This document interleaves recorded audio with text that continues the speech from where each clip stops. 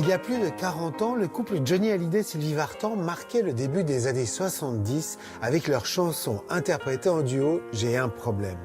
Mais s'aimait-il alors aussi fort qu'ils le chantaient ?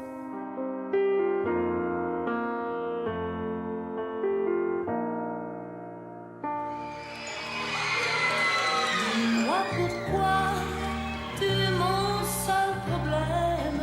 J'ai changé aussi, je ne sais pas où ça nous entraîne. Éloigne-toi, tu te rapproches un peu. Ça lui ressemble tant que c'est peut-être mieux.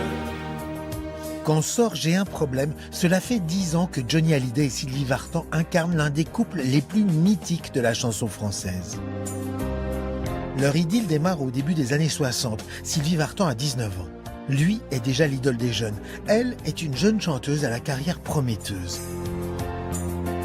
Très vite, le couple se marie et 3 ans après leur rencontre, Sylvie donne naissance au petit David. Une relation intense qui connaît pourtant, dès le début, de nombreux tumultes.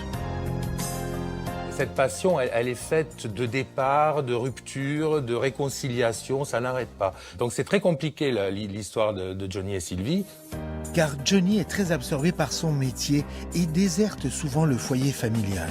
Au début des années 70, David a tout juste 7 ans lorsque Johnny commet un écart qui va laisser des traces.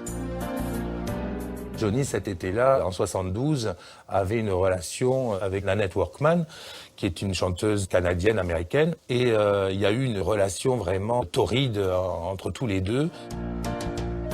Sylvie Vartan se sent d'autant trahie que Johnny Hallyday se laisse photographier avec sa maîtresse. Si elle menace tout de suite de le quitter, le chanteur désespéré met un terme à son aventure et réussit in extremis à la faire changer d'avis. Un épisode qui se termine bien, mais qui fragilise le couple. C'est alors que leur producteur, au courant de cette histoire, a l'idée de leur proposer un duo. Mon instinct de directeur artistique des deux artistes me disait que ils avaient besoin de rassurer un petit peu les gens qui doutaient, disons, de ce qu'ils avaient vécu. C'était un peu nécessaire. Pour les réunir, il s'empare d'une vieille mélodie qu'il a composée des années plus tôt.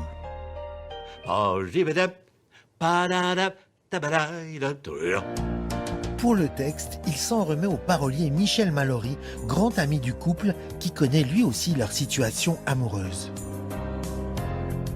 Et je lui dis, mais écoute, t'as pas une idée? Il me semble que si.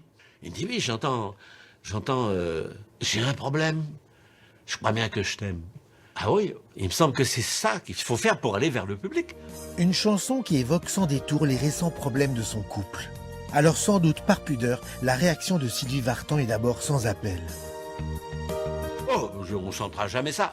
Elle se voyait pas du tout en train de lui dire, je crois bien que je t'aime. Ça passait pas.